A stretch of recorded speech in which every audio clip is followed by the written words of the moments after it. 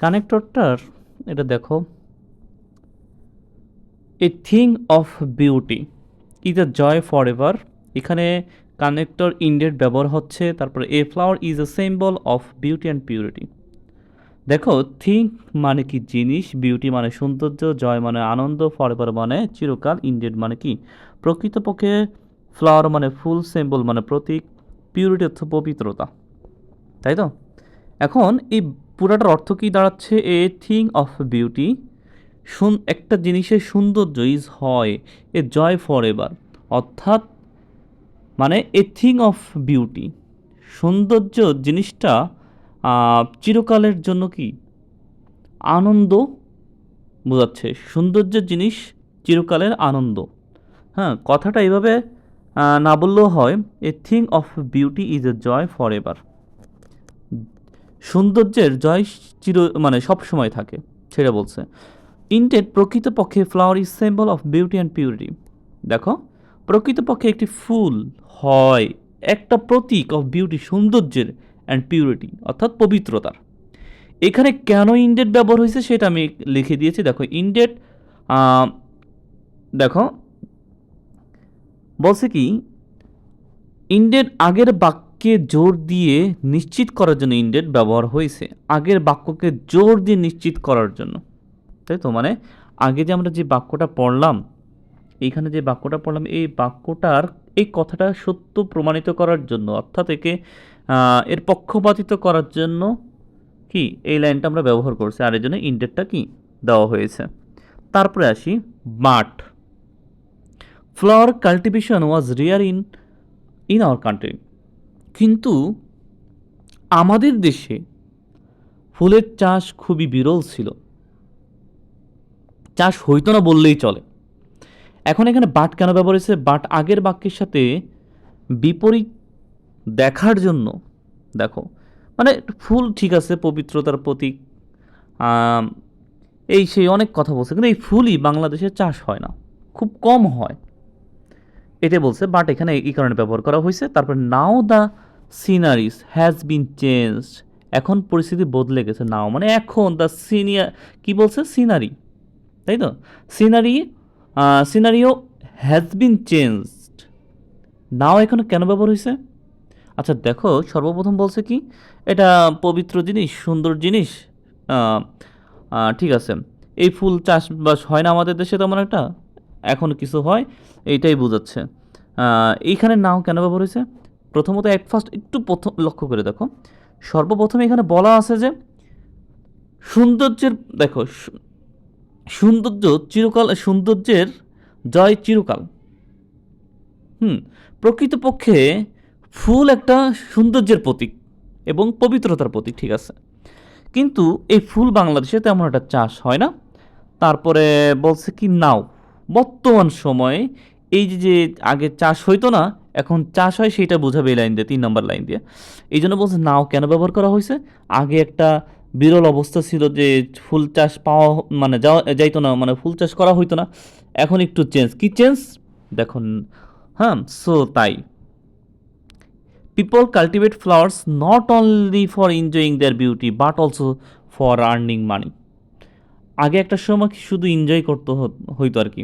দেখো, সো তাই কাল্টিভেট, হ্যাঁ, সো তাই পিপল কাল্টিভেট, লোকজন চাষাবাদ করে ফ্লাওয়ার্স, ফুলগুলি, নট অনলি একমাত্র, কথা বুঝছো, ফর আর এনজয় দেয়ার বিউটি, তাদের সৌন্দর্য উপভোগ করার জন্য ফুল চাষ করা হচ্ছে না, বাট অলসো ফর আর্নিং মানি, টাকা আয়ের জন্য ফুল চাষ করা হচ্ছে। এখানে সোটা ব্যবহার হচ্ছে কি কারণে?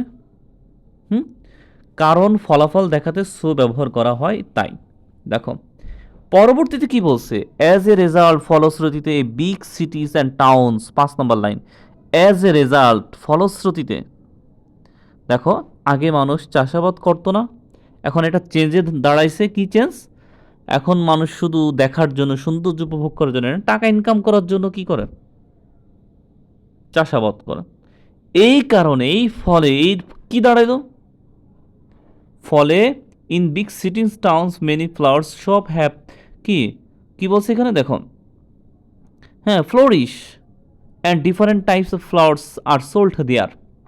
ফলস্বরূপ বড় শহর, ফলস্বরূপ অ্যাজ এ রেজাল্ট ফলস্বরূপ ইন বিগ সিটিজ বড় শহরে অ্যান্ড টাউন দেখো বড় শহর কি ভালো করে লক্ষ্য করো বড় শহর এবং শহরগুলোতে মেনি ফ্লাওয়ার্স ফুলে মেনি ফ্লাওয়ার শপ ফুলের দোকানগুলি হ্যাভ ফ্লোরিস্ট অর্থাৎ গড়ে উঠেছে।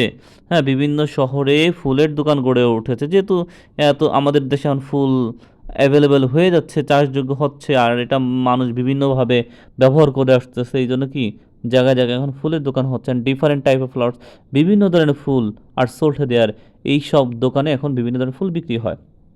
হ্যাঁ, অ্যাজ এ রেজাল্ট আগের কাজের ফলাফল বোঝাতে এটা ব্যবহার করা হয়েছে, তাই তো।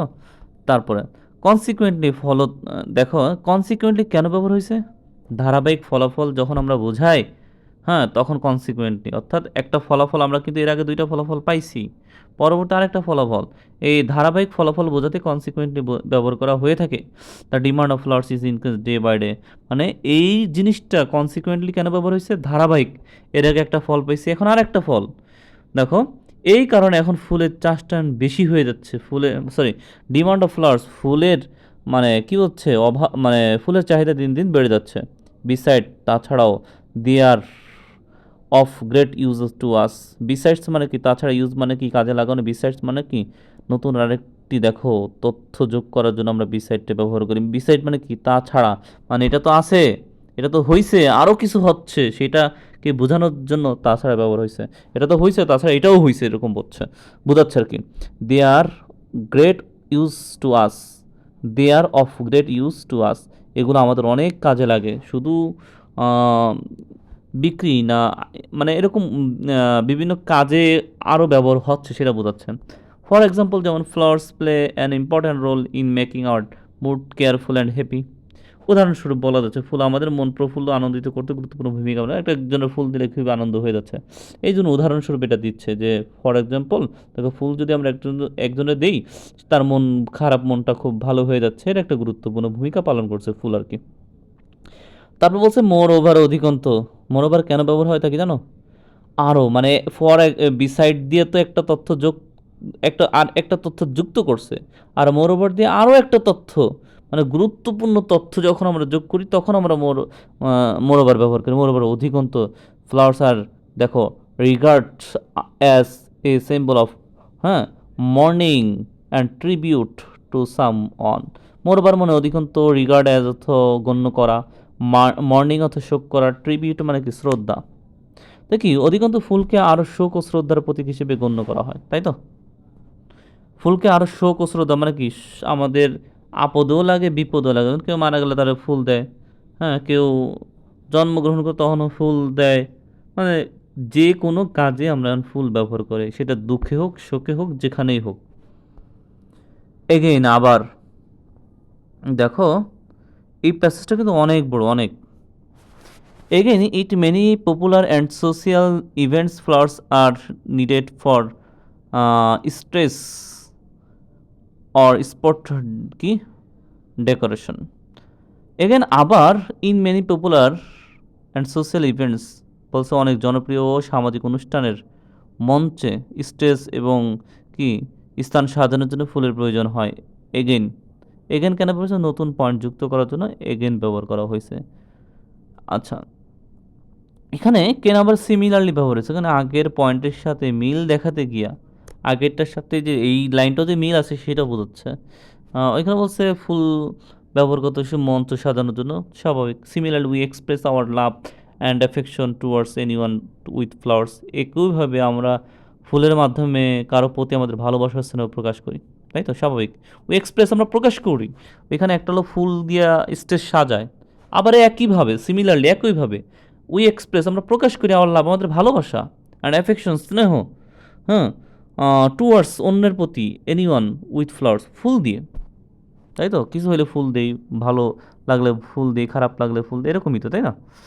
অ্যাবভ অল উপরে সব কিছু, উপরে সব যে গুরুত্বপূর্ণ পয়েন্টগুলো আমরা ব্যবহার করছি, flowers are great source of honey, perfume, medicine, even food, দেখো সর্বোপরি আমরা বলতে পারি যে ফুল মধু, সুগন্ধি, ওষুধ, এমনকি খাবারেও এটি কি বড় একটা উৎস, মানে ফুলটা আমরা ব্যবহার করে থাকি সেটা বলছে।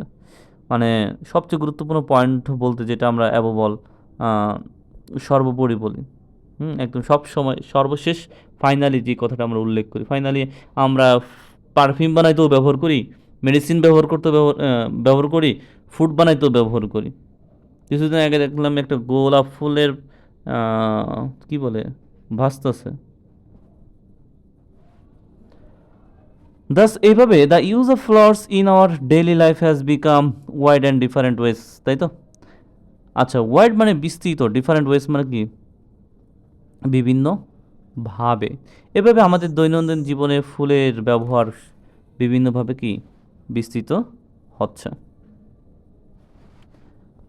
তারপর বলছে কি দেখো, ইন শর্ট, সংক্ষেপে। ইন শর্ট মানে কি? সংক্ষেপে।